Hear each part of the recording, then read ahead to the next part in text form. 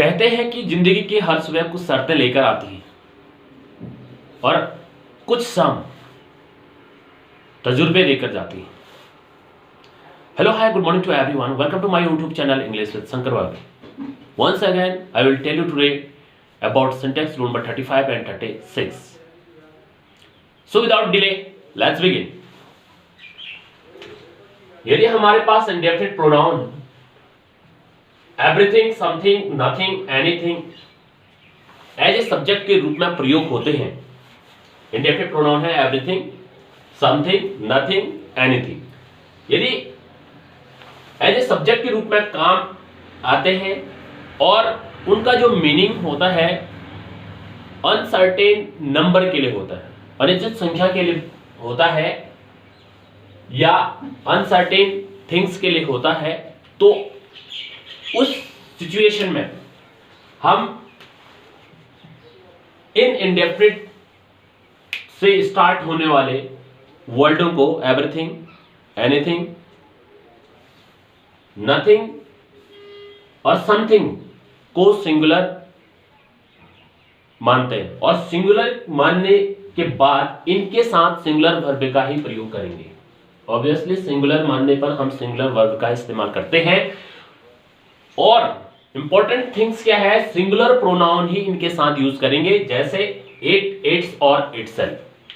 It, it's और itself का use करेंगे किसके साथ? एवरीथिंग, नथिंग, एनीथिंग और समथिंग के साथ. इन इंडेफिनिट प्रोनाउनों के साथ हम यूज करेंगे इट, इट्स और इटसेल्फ.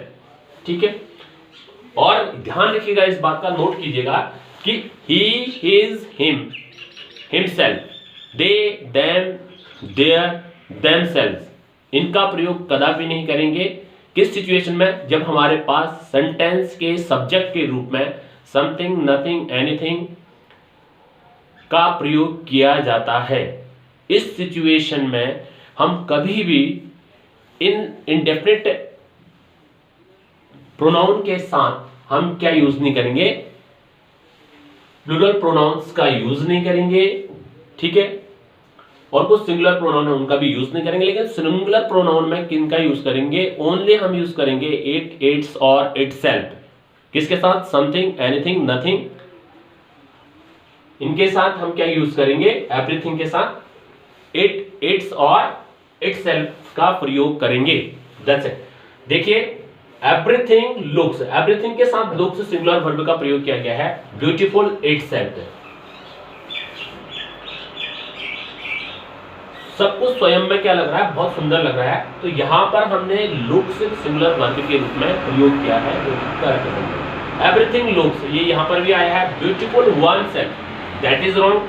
हमने वन सेल्फ नहीं बोला था, इट, इट्स और इटसेल्फ का प्रयोग के लिए बोला था. हिमसेल्फ का प्रयोग नहीं होगा और देमसेल्फ से. देखिए यहां पर रूल क्या है? रूल सेम टू सुन, वही एक जैसा है, सेम. और यहां पर लुक्स का प्रयोग किया गया है एवरीथिंग के बाद, और उसके बाद वन सेल्फ दे सकते हैं या हिमसेल्फ दे सकते हैं, तो भी रॉन्ग माना जाएगा, क्योंकि हमने कहा था वहां पर सिंगुलर जो प्रोनाउन है इट, इट्स और इटसेल्फ, इसका ही प्रयोग होगा. हिम का भी नहीं होगा, देम, दे, वन, किसी का भी प्रयोग नहीं किया जाएगा. पर एवरीथिंग हैज सिंगुलर वर्ब का प्रयोग किया गया है और इट्स ओन इंपोर्टेंस. तो यहां पर हमने सिंगुलर वर्ब के रूप में हैज का प्रयोग एवरीथिंग के साथ किया गया है. ठीक है, तो ये भी सेंटेंस सही माना जाएगा. एवरीथिंग हैज सिंगुलर वर्ब का प्रयोग किया गया है एवरीथिंग के बाद. आगे देखते हैं क्या सिचुएशन. हिज जो कि नहीं आएगा, देयर नहीं आएगा, वंस नहीं आएगा. ठीक है ना, तो इट मींस हमने इनके साथ क्या यूज नहीं करना है? अन्य जो सिंगुलर प्रोनाउन और अन्य जो क्या है प्लूरल प्रोनाउन है उसका प्रयोग नहीं करेंगे. ओनली इट, इट्स और इटसेल्फ का यूज करेंगे. ठीक है, चलिए रूल नंबर 36 की ओर बढ़ते हैं. यदि हमारे पास क्वेश्चन टैग के रूप में आता है उस सिचुएशन में जब सेंटेंस या सब्जेक्ट के रूप में क्या चीजें हैं? एनीथिंग, समथिंग, नथिंग और समथिंग, नथिंग और एनीथिंग, एवरीथिंग, इनका प्रयोग सेंटेंस के सब्जेक्ट के रूप में हो, लेकिन इन क्वेश्चन टैग आ रहा हो वहां पर. ठीक है, क्वेश्चन टैग के सिचुएशन में हम क्या करेंगे? जब क्वेश्चन टैग दिया गया है तो क्वेश्चन टैग में कभी भी हम दे का यूज नहीं करेंगे, बल्कि दे के बदले हम इट का यूज करेंगे. इस बात का ध्यान रखना है, दे का यूज गलत हो जाएगा. Right, everything looks beautiful doesn't it, ठीक है, तो डजंट इट का प्रयोग किया गया, डजंट दे का प्रयोग नहीं करेंगे। दे का प्रयोग मैंने बताया था पहले वाले रूल में, आप जाकर देखेंगे तो वहां पर मिल जाएगा कि दे का प्रयोग हमने क्वेश्चन टैग के रूप में किया था, लेकिन किस सिचुएशन में किया था, जब हमारे पास somebody, anybody, nobody, ठीक है, इनका प्रयोग किया जाएगा, और someone, anyone, no one, इनका प्रयोग किया जाएगा। उस सिचुएशन में वहां पर क्वेश्चन टैग दे का इस्तेमाल होगा, लेकिन यहां पर हमने किसका इस्तेमाल किया है, everything, nothing, anything, something.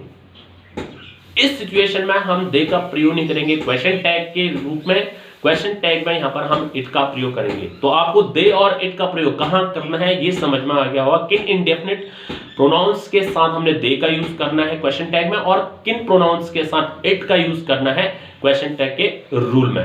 Hopes आपको ये रूल समझ में आ गए होंगे। तो thank you, have a great time to all of you, have a wonderful to all of you, take care, have fun.